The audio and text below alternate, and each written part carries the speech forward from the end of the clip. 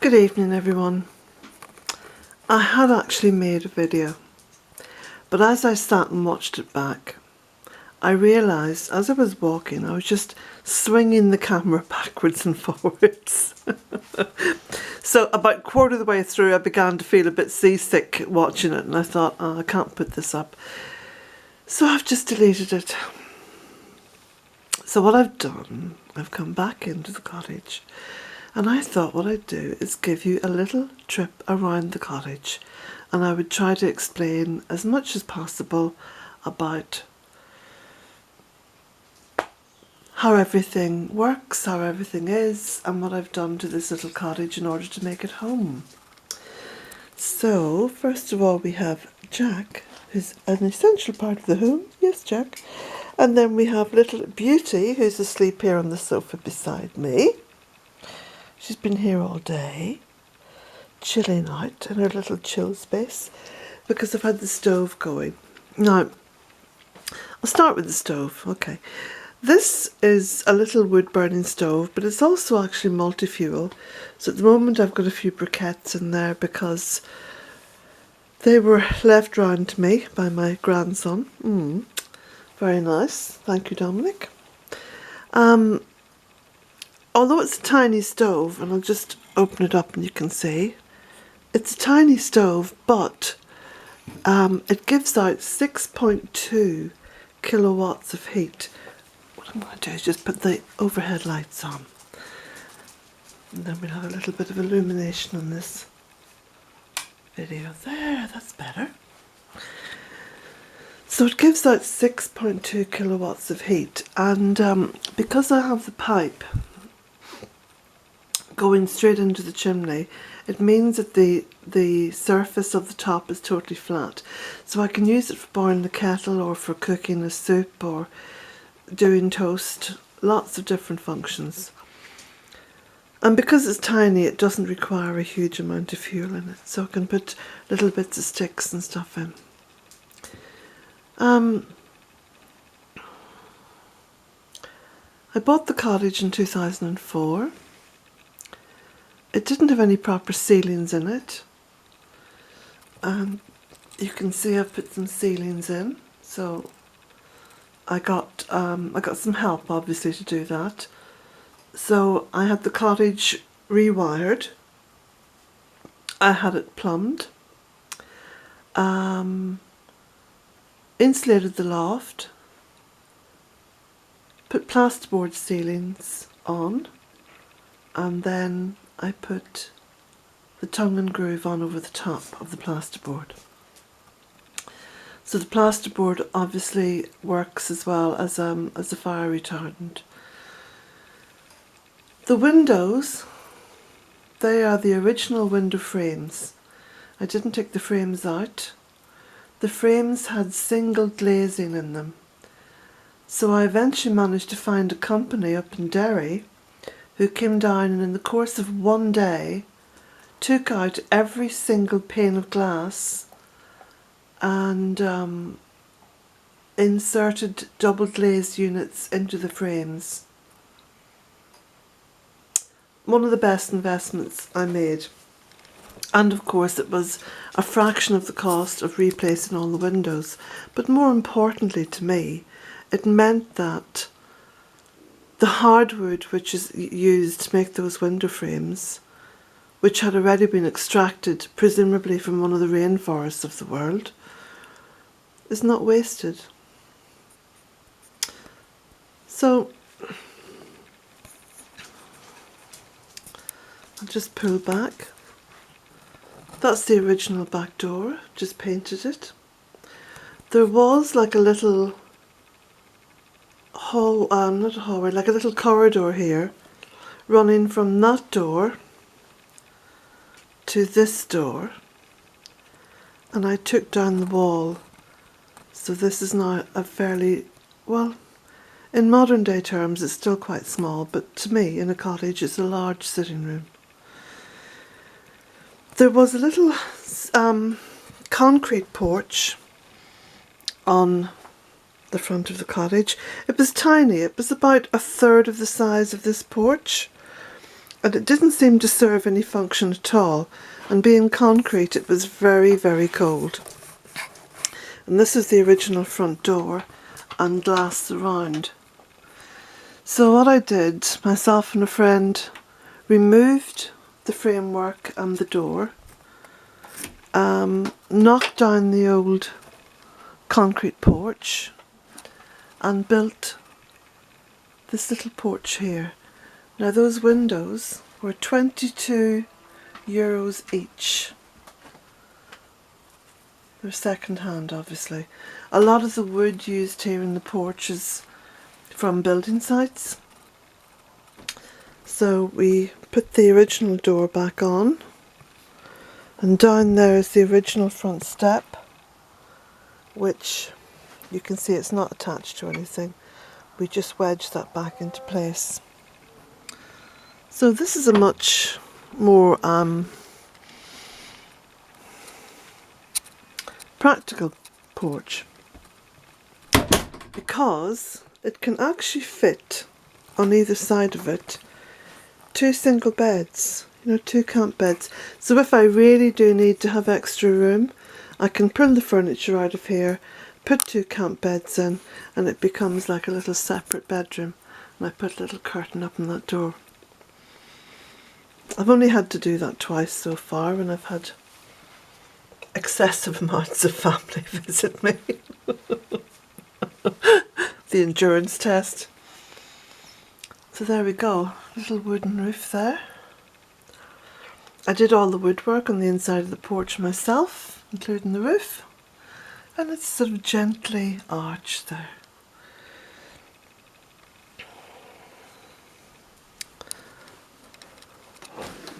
Just close that door. There's a little internal door, which is quite good because it keeps the cottage very snug during the winter. So this is the front bedroom. It faces north. It's very quiet. You can see there's the view from the window, just looking out on the front. Same windows, double glazed. There is a little fireplace there. I'm hoping to get a little wood burning stove to put into this room as well, because then it will act as like a little sanctuary if the weather gets really, really cold. And we did have 2 very cold winters, one in 2010 and the other in 2011, when everything froze, the whole landscape froze. This is my little study. I'll just put the light on. So the study was, or would have been, the second bedroom, but it holds mostly all my creative stuff, so art stuff and sewing machine, and a lot of books, a lot of craft materials, my laptop. And this room overlooks the veranda at the back, so you can see. It's a beautiful space. It gets the sun, which is lovely.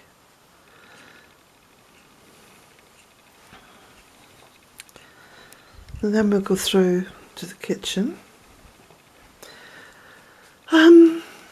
Built this cupboard here. It houses the hot water tank, and there would have been, well, in fact there was a door here in a little wall, but I pulled that down, and I built this little stone pier just to fill in the big hole in the wall. I'll put the lights on in here so you can see.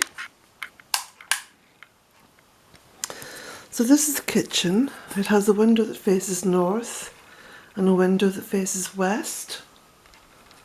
And then there's, just close this door for the moment. Just pull back here. So that's the door then to the pantry over there. This is my stove. And the stove heats all the hot water. It heats the radiators. It does all the cooking, all the baking, and it dries clothes in the little box above, or kind of airs them, and keeps things warm up there as well.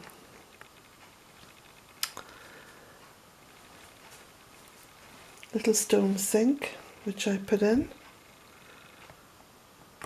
I decided that this is where the kitchen was going to be, because in fact this was a little sitting room originally, and I decided that this was where I was going to have my kitchen sink, because it had a view of the driveway, which you can only just see now.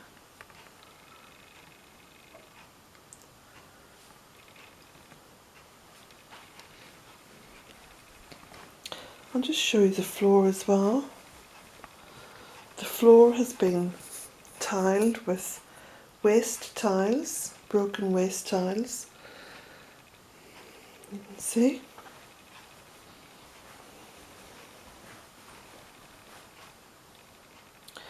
In true permaculture fashion, I've recycled as much as possible. See down there, it's all done. Got some homemade wine going on the windowsills there. Behind that curtain is my little airing cupboard. As you can see, I'm very fond of art. And that's the floor in the sitting room. I'll just show you that.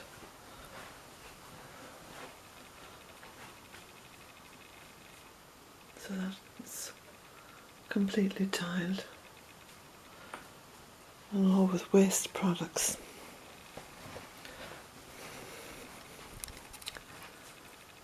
You see the time is 25 to 7. I'm going to the pantry now. This is the pantry, and there's a little door to the loft up there. Got lots of shelving in here, and keep a good store of food in all these cupboards.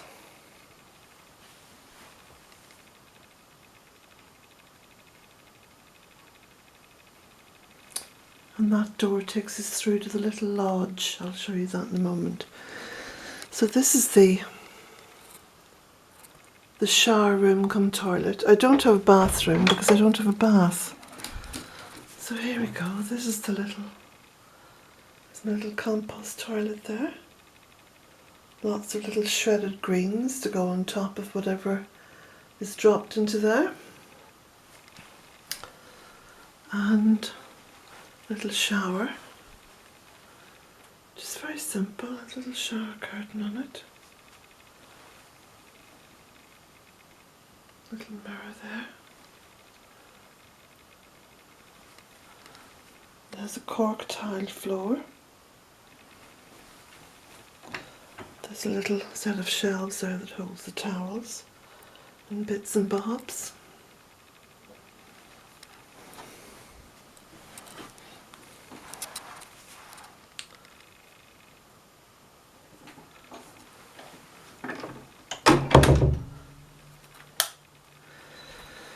And then we'll go in here. Oh, and there's that Sammy bear. Been looking for him today.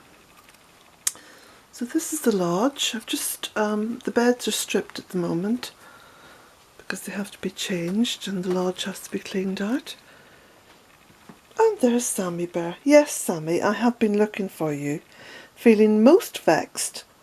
I was actually worried about you. Fool that I am.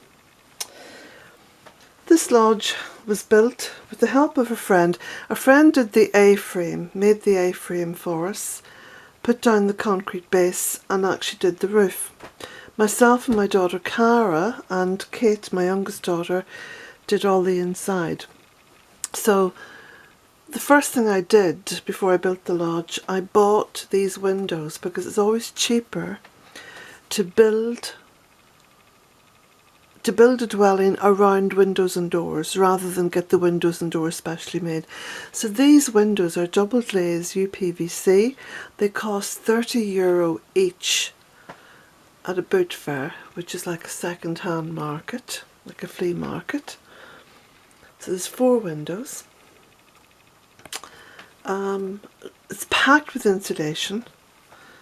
So you have tongue and groove wood on the inside. There's a wooden floor on this part of it. This came out of an office block in Dublin. Cost me €70. The wooden floor goes to here. And then down there there's cork tiles. Sammy going out. The little door came from a pub that was being renovated. Little built-in wardrobe and cupboard. The sofa here. Nice little wood burning stove raised up, and that adequately heats the lodge. I'll open the back door. I'll open the door. It has its own door. Ah, Mr. Jack, there you are. It has its own door and possibly the best view of the garden, because you're looking straight over towards the Laurel Archway. And my daughter Cara came along and made me this fabulous veranda. Isn't that great? And she got me the table from a second-hand site. From I think it was free site. Look at those beautiful geraniums. Well, pelargoniums. And my friend Nick, husband to Daniela, made that beautiful wooden sculpture. Nicholas O'Neill made that years ago. It's beautiful. That's wisteria growing along the porch.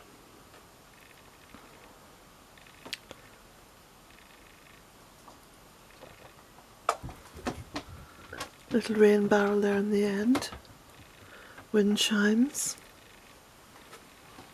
The thing about building anything in wood, if you do put a veranda on the outside walls, I mean, the wood hardly even needs to be protected in terms of painting it, because it's completely protected naturally from the rain and from the elements. So the little verandas are always, in fact they're worth their weight in gold. Certainly the one over there at the back of the cottage has served me very well. So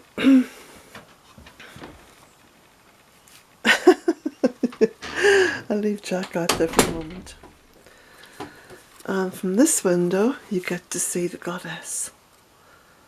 Isn't she gorgeous? And that's the little she shed.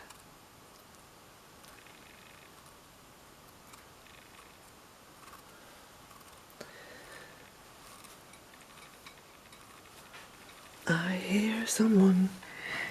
Are you eating bickies? Are you eating bickies? This is where Sammy Bear and Beauty have their little feeding station. So let me just move that over, because I think you're pushing that along. There. No. Big naughty boy. Sorry folks, I do talk silly to my cats. They understand silly.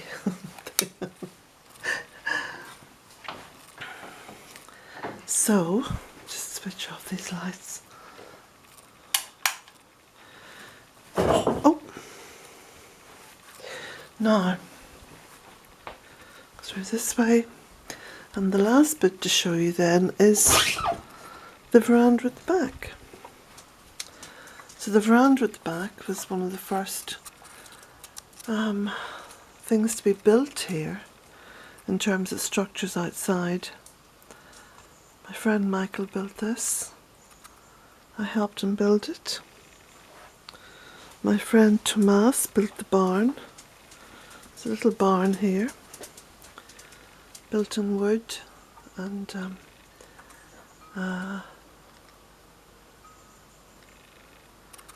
it's got perspex in the roof there, so there's lots and lots of light in there.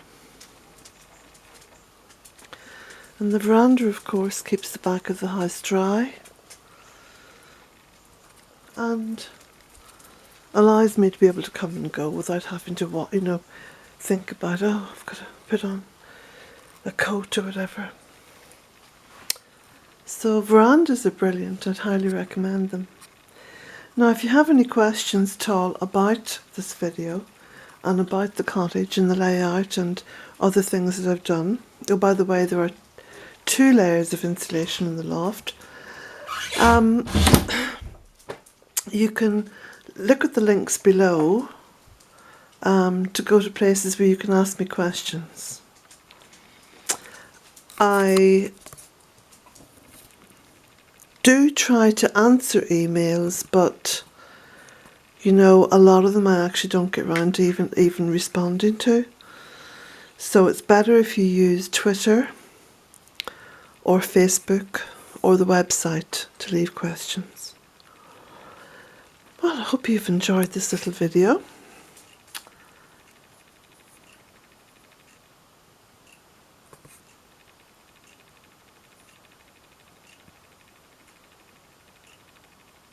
And I shall go and make my coffee now. Blessings to you all. Bye.